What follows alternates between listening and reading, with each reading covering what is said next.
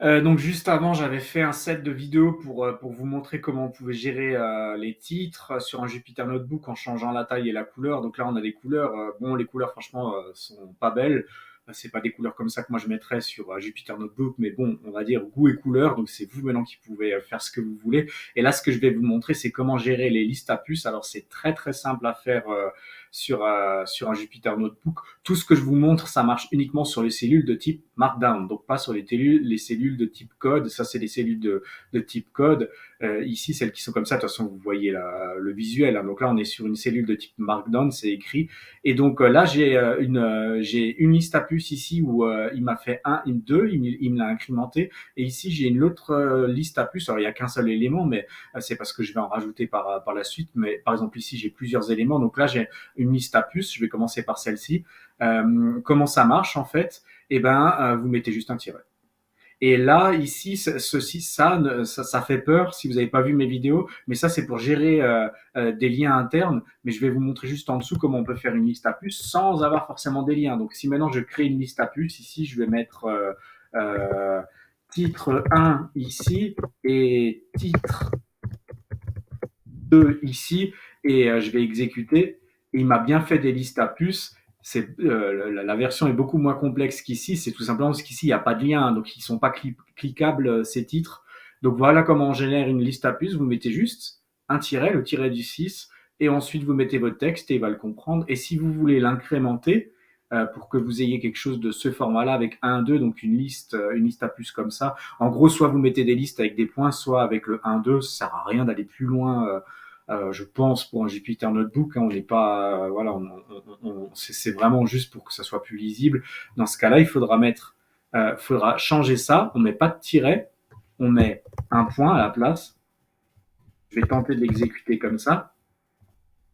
Il n'a pas compris. Donc, ce que je vais lui mettre, c'est des numéros. Donc, vous comprenez l'idée, vous mettez un numéro avec un point. Donc, si vous voulez une liste à puces avec un point, c'est pas logique, hein, mais si vous voulez une liste à puces avec un point, comme ici, eh ben, il faudra mettre un tiret. Et par contre, si vous voulez une liste à puces avec des numéros, eh ben, il faudra un point. Bon, bref, c'est pas moi qui décide de faire comme ça, hein, c'est le Jupyter Notebook.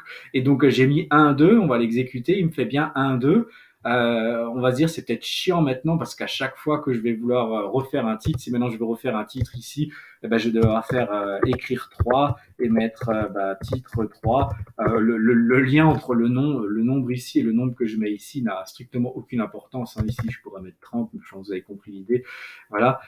Et en fait, il n'y a pas besoin de faire tout ça. À partir du moment où vous mettez, je vais vous montrer, hein, je vais faire ça. À partir du moment où vous mettez un 1 et un point, et ben, il va faire l'auto-incrément tout seul. Vous n'avez pas besoin de lui dire 1, 2, 3. Donc là, j'ai fait 1, 1, 3. Donc on aurait tendance à penser qu'il va me créer une liste à puces avec 1, 1 et 3. On va exécuter, on va voir ce qu'il va faire. Et ben en fait, il fait 1, 2, 3. Il l'incrémente en fait tout seul. Donc tout ce que j'ai fait depuis le début n'avait strictement aucun intérêt. Donc je résume.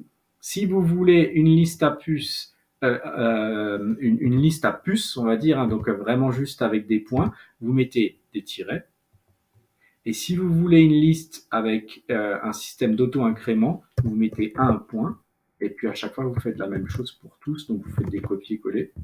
Et là, quand j'ouvre mon Markdown, donc là, je suis en mode édition de mon Markdown parce que je suis vert, parce que j'ai le petit crayon et parce que je suis en train d'éditer mon Markdown, on voit que c'est un peu dégueulasse comme c'est fait là. Enfin, dégueulasse, vous voyez ce que je veux dire, hein, c'est pas joli, on va dire.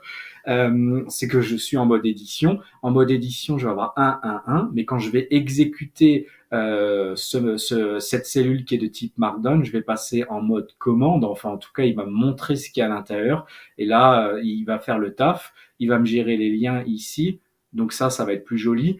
Ça va être plus joli. Et ça va s'auto-incrémenter en 1, 2, 3. Enfin, autant de fois que nécessaire. Donc, si je gère un dernier titre 4, mais bon, là, vous avez vraiment compris l'idée, et que j'exécute, voilà, il m'a bien auto-incrémenté 1, 2, 3, 4.